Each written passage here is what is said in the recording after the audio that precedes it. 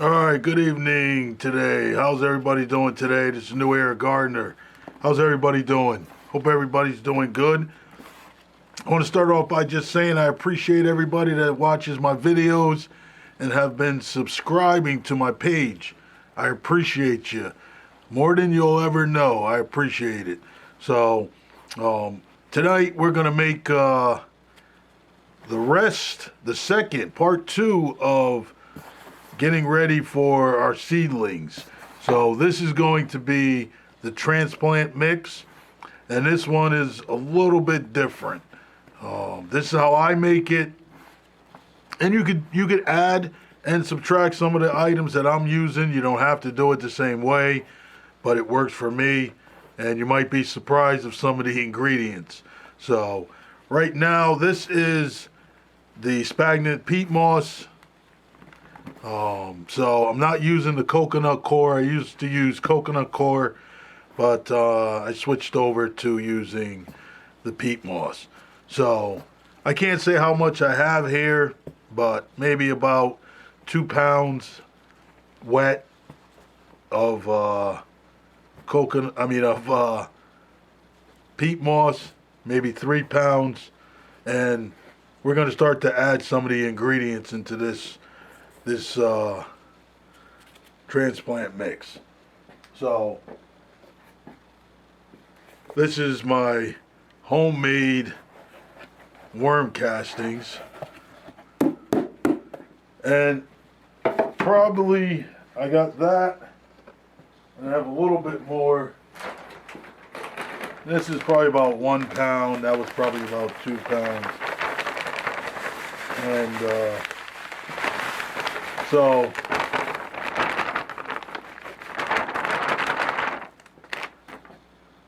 probably 2 parts to one as far as the peat moss and the worm castings are concerned. So, and that's the thing about when you start making your mix, you really want to make sure that the peat moss is moistened so it's easier to incorporate. And then also when you start your seedlings or your transplants, you actually already have it moistened so that this way when you start to water it, it's not dry, and you never want to let it dry out. I mean, I think we all know what happens when you let peat moss dry out. It takes a while for it to actually take up water again. So I have some trays that I use that are bottom watered. You put water in the bottom of the tray, and they kind of self-watering, so they actually get water all the time. So this is where we're at. So this is the worm castings and peat moss. A good mix. You want to really mix it up really good. Get it incorporated really good, the two items. So we're looking good there. We're going to continue to mix as we go along and add different things. So that's the worm castings and peat moss. So we're good there. So also we're going to add some lime, a little bit of lime. That's probably 1 tablespoon of lime. Because don't forget, in the seedling mix, I also added some lime, probably about 2 teaspoons. So with this, I just want to add a little bit more. Don't go crazy. You don't want to bring down or bring up your pH in your mix. So now I have, this is a 1/3 cup of kelp. And once again, kelp is good. It's good for the roots. So in the last one, I only used one. You are going to get some nitrogen out of it also. And also this is going to help feed the microbes that are in the soil, in the worm castings. So you really want to mix it up really good. And this is going to be its first real big boost when you start to do your transplants. So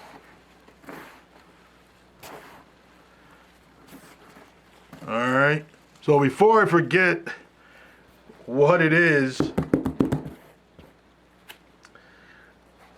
mycorrhizine, which is good for the roots.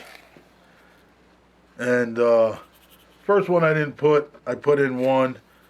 I'm putting probably 1.5 in this time of the mycorrhizine. Also helps with the roots. So you want to mix that in real good.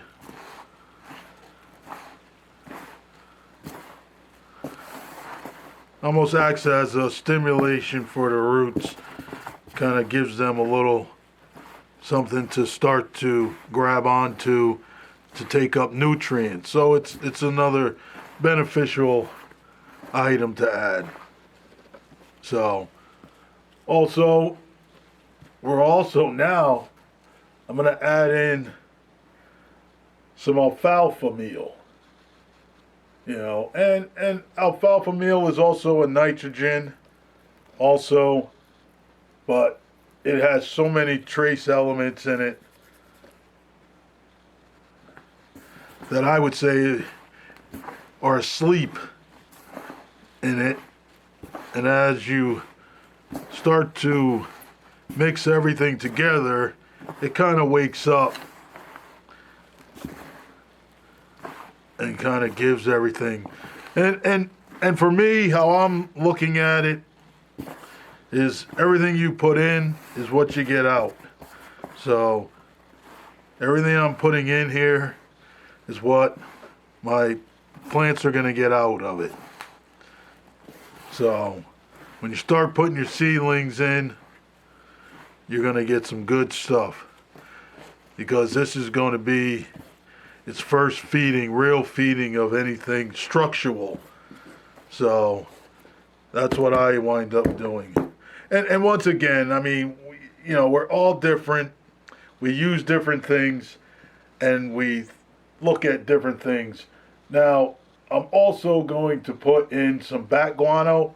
And with the bat guano, it's 100% organic, helps with the roots, also helps with blooming and fruiting and stuff like that.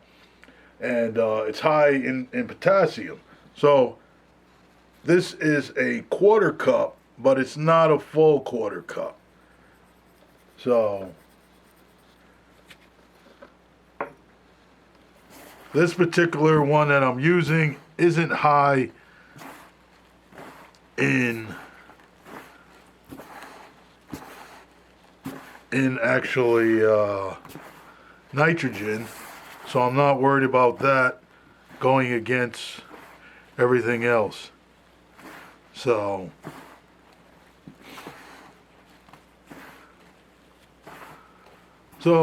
I'm just mixing everything up. And if we think about it, you might have heard or you may not have heard, you got to feed the bacteria and the different microbes that are in. So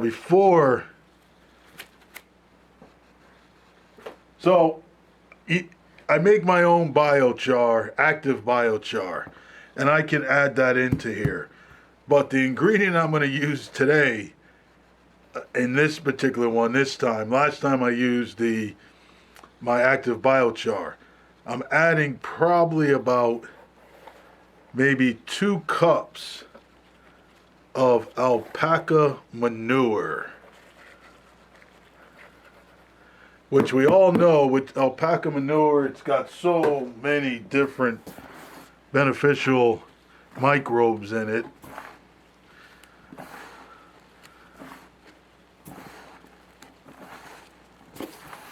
It is a cold manure, so it's not going to burn the roots.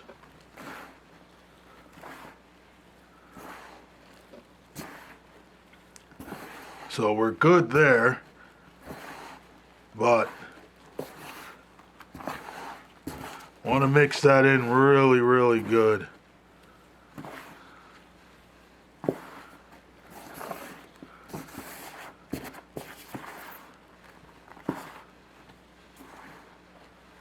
Real good.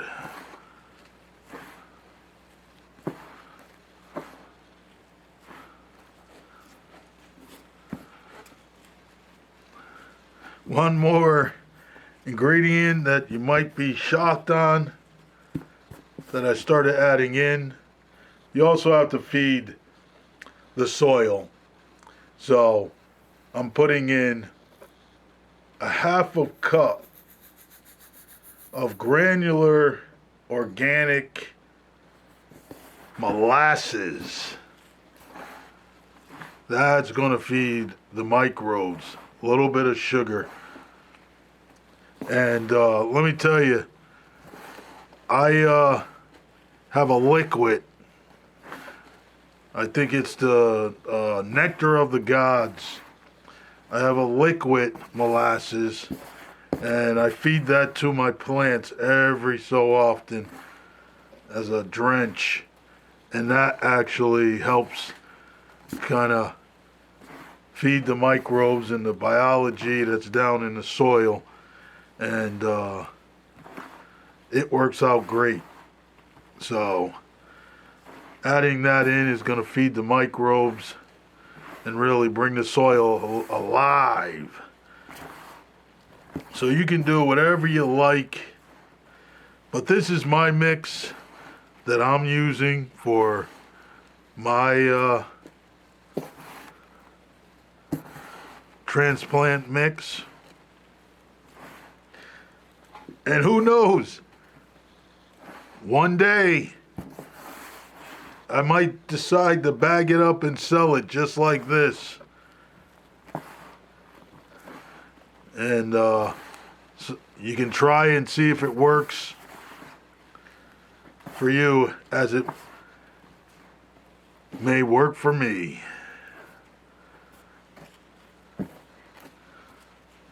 So that's the mix. Now, also, you can do two things. The last ingredient usually is the perlite. Now, you can add two things with the perlite. You can still add some vermiculite.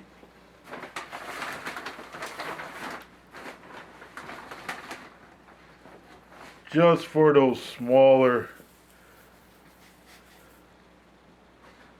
pieces in your mix. So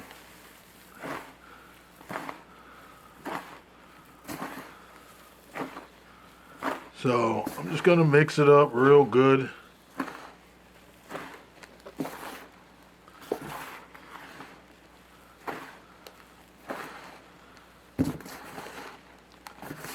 And the perlite's going to help. It's going to hold moisture. It's like popcorn. So once it starts to get wet, you're going to start to see it hold the moisture. And the vermiculite's going to just keep it kind of loose. You want those roots to just be able to just move about and just continue to move and grow. So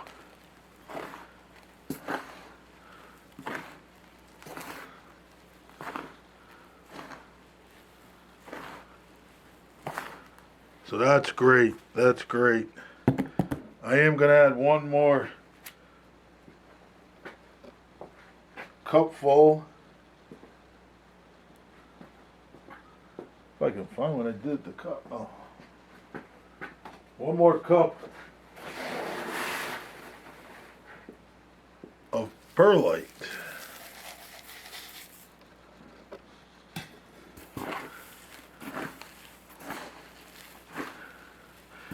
And one year what I did was, in my bed I have raised beds. So in my beds for my carrots, I actually put in perlite to help keep the soil nice and loose. The first time I did, I didn't have any perlite, so I just wanted to see how it was gonna help. I had a big bag of vermiculite, so I put some vermiculite. That helped. Nice sized carrots. Then last year or the year before, I picked up a bag of perlite and put that in there. And last year, my carrots did extremely well in that bed. This year, I have garlic in that bed that I already planted. So we're gonna have some good garlic coming out of that particular bed. Only thing I need to add to that bed this year is fertilize it with some rock dust and some bone meal. So I put a little bone meal in at the end of the season. The little bit I had, probably about a cup full, but I need more. So that's as simple as it is. As you can see, it's nice and airy, nice and loose. Roots are going to do extremely well. And what I'll do is I'll bring you guys back when I do the transplants, and you can see how this worked.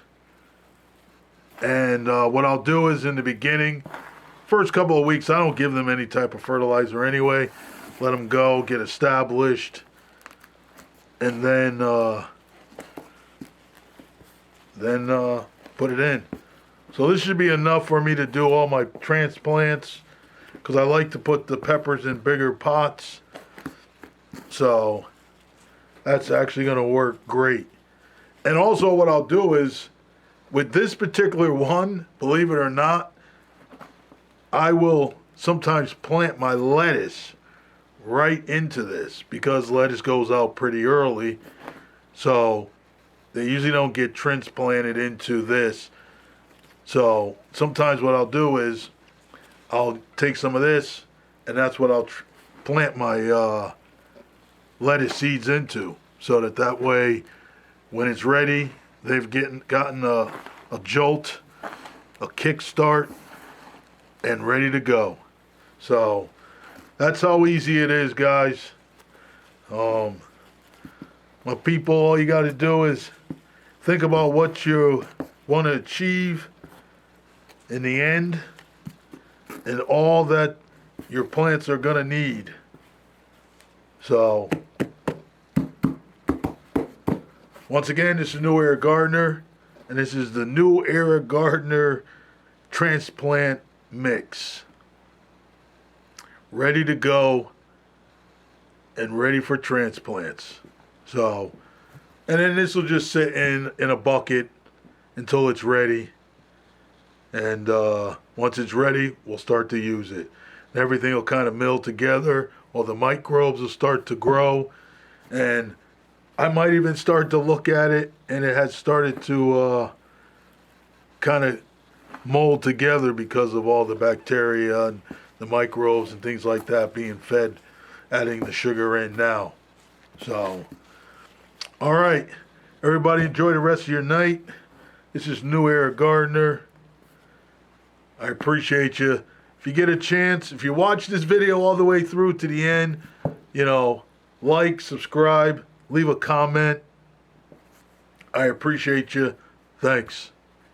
Take it easy.